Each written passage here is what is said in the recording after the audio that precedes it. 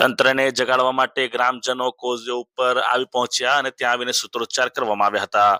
નસવાડી તાલુકાના જેમલગઢથી આલિયા ઘોડા તરફ જવાના રસ્તા ઉપર લો લેવલનો કોઝવે તૂટેલી હાલતમાં જ્યારે વર્ષોથી ગ્રામજનો પુલની માંગ કરી રહ્યા છે ત્યારે તંત્રના અધિકારીઓ રજૂઆત ન સાંભળતા હોય ત્યારે ન સાંભળતા તંત્રને જગાડવા માટે ગ્રામજનો કોઝવે ઉપર આવીને સૂત્રોચ્ચાર કર્યા હતા।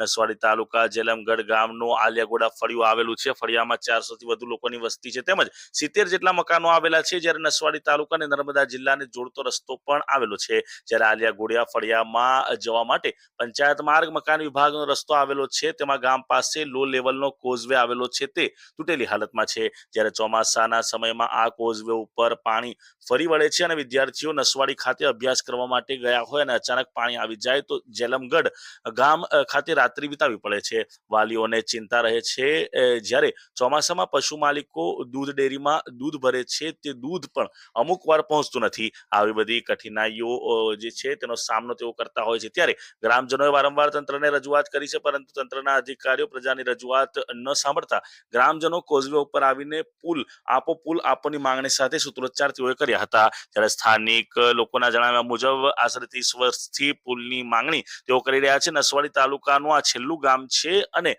તેઓનું કહેવું છે કે અમારી રજૂઆત સાંભળવા માટે કોઈ અધિકારીઓ આવતા નથી। જ્યારે પણ રજૂઆત કરીએ ત્યાં ટૂંક સમયમાં મંજૂર થઈ જશે તેવો વાયદો કરીને નેતાઓ જે છે તે પણ જતા રહેતા હોય છે। વહેલી તકે નાનો પુલ બનાવી આપવામાં આવે તેવી માંગ સ્થાનિકો દ્વારા કરવામાં આવી હતી। આ રસ્તો અમારો નસવાડીથી નીકળે છે ઠેઠ નર્મદા તાલુકાની અંદર જોઈન્ટ થાય છે। એ આગળ બી અમારે કાચો છે। અમારે આ નાળાની પણ બહુ મુશ્કેલ પડે છે। ચોમાસાની અંદર આવણ જાવણ માટે બહુ તકલીફ પડે છે આદિવાસી ભાઈઓને। એમ જવું હોય તો ચોમાસાની અંદર આ પાણી બહુ આવવાથી બહુ તકલીફ આવે છે। નિશાળે આવે તો બાળકોને હામીતે રહેવું પડે। હામીતે કલાક 2 કલાક ઊભા રહેવું પડે તો બાળકોને લીધે બહુ અમારે પણ ત્રાસ કરવો પડે છે। સરકાર પાસે અમારી એક માંગ છે કે પુલ આપો, બસ પુલ આપો, એ જ અમારી માંગ છે। આગામી ચૂંટણી આવી રહી, પુલ નહીં મળે તો શું કરશું? આગામી ચૂંટણી આવી રહી છે, અમારો પુલની મંજૂરી નહીં આપે સરકાર, બહિષ્કાર કરવીશું પડે છે।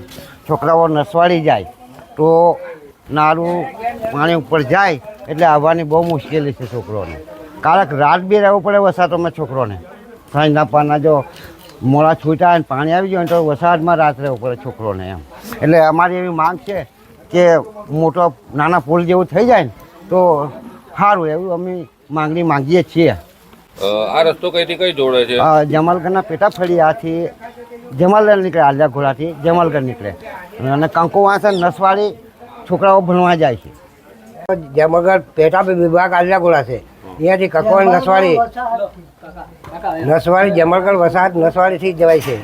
શું મુશ્કેલી પડે ચોમાસામાં? વારંવાર પાણીની મુશ્કેલી પડે છે અને છોકરા નિશાળે ભણવા જાય તો તેમની ચિંતા અમને થાય છે। હા, તૂટેલું છે? હા, તૂટેલું વારંવાર ઠીકરા મારે છે। હે, વિકાસ થઈ ગયો એમ કે? હા, સરકાર વિકાસ કરે પણ પેલા ઠીકરા મારતા હોય તો સરકાર તો આ થોડી જોવા આવીશ, એ ઉપલા નીચેના કર્મચારીઓ જોવા આવે છે। શું માંગ તમારી?